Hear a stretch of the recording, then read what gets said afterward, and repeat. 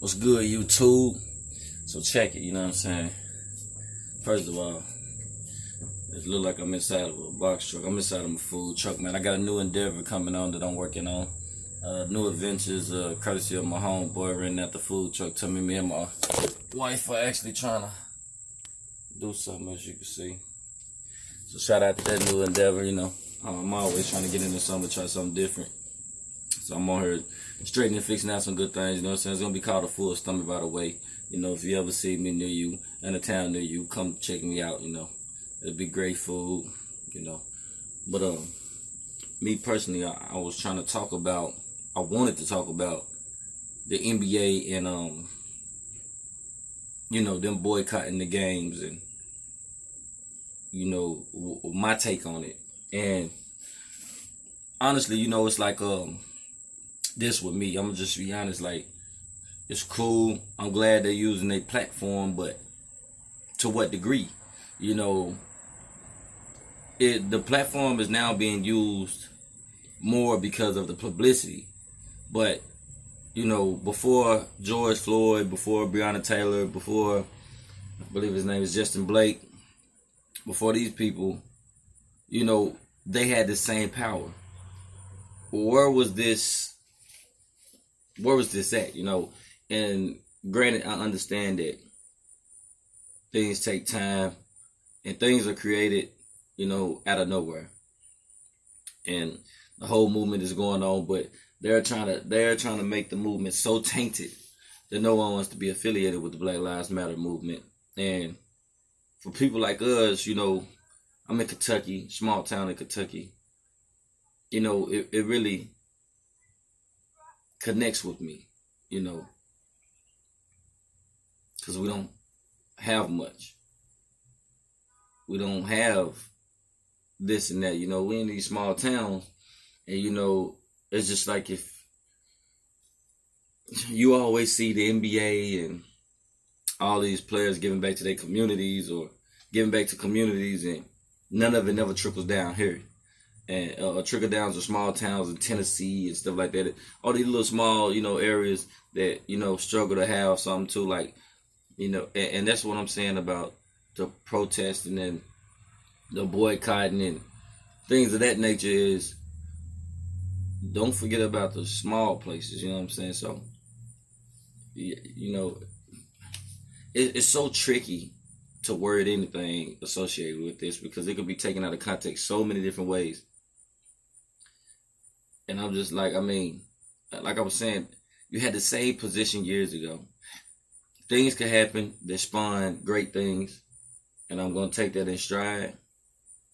But I hope that a lot of these players are not doing this just because it's publicized so much or because it's the it thing to do, because we all know a lot of people like to get on the it thing and they like to ride it.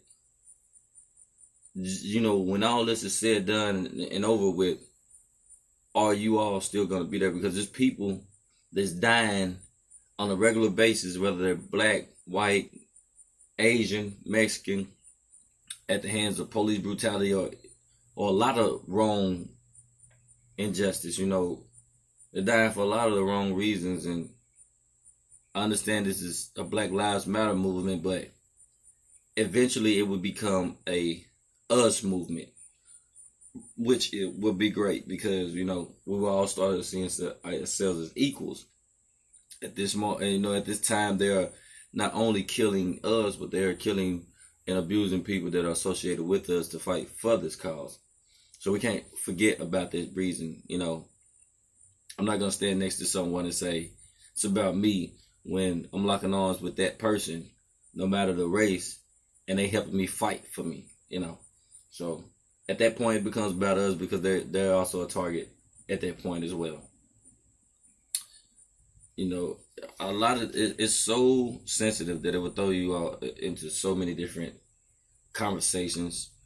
You know, no matter how straightforward I try to stay on the conversation, it still throws me to so many different conversations. It's wild to me mentally. I just want the NBA to say, I wish y'all could have been there before things got a hand. You guys are multi-millionaires. I mean, you're locked in with some of the richest people in the world. You even become as powerful. Even though the business that employs you are billionaires, you guys are more powerful than those businesses, because without y'all, they do not make the money. You, as African Americans, we are a minority in basketball. We are majority in basketball, majority in football. You know, we're starting to get into a lot of sports. You know, and we dominate basketball and football, of course. We could have been demanded this. We could have been pressed these billionaires against the wall and say, listen, help, stand for something. We won't tolerate it. You know, we've been letting so much systemic racism been going on so long in these sports. And it was okay because they paid you to be quiet. You know, and so everybody was like, okay, it's fine. But then things get publicized and start catching things, and you say, okay, well, I can be known for this now, you know, rather than this, because my time is almost up. So I just don't want I hope our people not getting caught into that, because you know, you're leading not off a passion and emotion, but you're leading just because you know that there has to be a life for you after a relevance, you know, so to speak. But NBA players, again, this is not to knock nobody down or disrespect anybody, because I'm trying to do what I do. But don't forget about the small places. You know, we also are fighting this great war, you know, or racism war, to disbar all this racism, get it out of here. Because sooner or later it will be exiled and the racism people will be of a minority. And the people that are of equality will be the majority. And you know, we just don't want to forget it. Like I said, we just don't want to forget about the small towns, the people that make us right. You know, it's okay to be on TV and giving back to these small towns and getting praises, but how many people actually, you know, go into these small towns and help? You know, how many famous people go into these small towns and help these small town people protest, or, you know, line up something, you know, or fight for rights and all this and that. You know, in the city, yeah, everything is coming together and they get changed. But, you know, down here in these small places and these small Kentucky, Tennessee, Mississippi, Memphis towns and things of that nature, we don't get no change. You know, we get overlooked. And it's a lot of places, a lot of small towns and cities and stuff, they get overlooked. And that's because a lot of famous athletes and names are not attached to those cities and towns. Or if they are, they overlooked because they're not of the caliber of publicity, you know. So I'm just saying, it's so many other places, you know. All this money, we can build our own city. You know, you can buy the Black Wall Street in Atlanta. We can start creating our own city from there.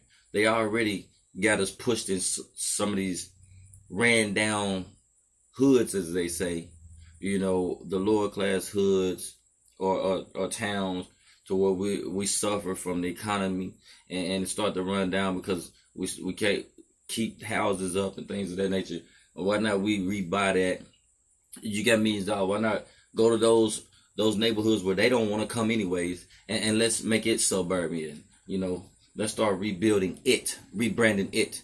You know, it's so much that could be going on. And I know I'm not saying give away all your money. I'm not saying no crap like that, because actually I'm not saying give away none of your money. You work hard for your money. I'm not saying giving away none, but just saying you can create generational wealth by creating wealth amongst ourselves. And that's why we're in such generational hardship as it is, because we never depended on our own. We always depended on everybody else to give to us. And when we built this country, you know, we helped build this country, like we majority built this country. But we act as if, you know, also we're so used to them telling us we don't deserve equality that it's mentally, you know, singed into our brain that we don't deserve, you know, financially equality. And that's far from the truth. It's possible. So I just want us to understand that we have power now. We can build, we can create, we can start our own thing, you know. And this is just not a race. This is of people who want equality, is what I'm saying. Like I said, white, black, Mexican, Asian, Puerto Rican, Dominican, whatever. African, of course, I love my people. Shout out to Africa. But we can build something. We have to stop depending on these richer people to give us pennies on the dollar when we create dollars for a dollar for ourselves. And fortunately, that's what I'm trying to do. This food truck, you know, I take it steps at a time, step by step. I'm not rich. I don't have the greatest credit. I got my wife with me. She's at work right now. I'm currently getting ready to go in later. So I'm real exhausted. She's really exhausted, but we still gonna make it happen. Try to look out for people, but you know, you gotta pretty much look out for yourself and create generational wealth. So, you know, I also got a landscaping business and fire pit business, and I'm just trying to build something to leave a legacy for my kids, therefore they don't have to struggle so much. So, with all that said and done, just keep in mind, y'all, that we can make some change, and we change and love ourselves and teach generational wealth. You know, and let's continue to work on that as a whole. NBA, I like what you're doing, you know, boycotting to raise awareness of what's going on, to finally say, listen, we got this power, you know, we're going to be treated correctly. You know, I hope it don't get to a greed thing and then overlook the main thing, but, you know, use your power to your advantage to help people, to help everyone, you know what I'm saying, that needs the help. And like I said, just don't forget about the small people, because we fighting too. So with all that said, one love.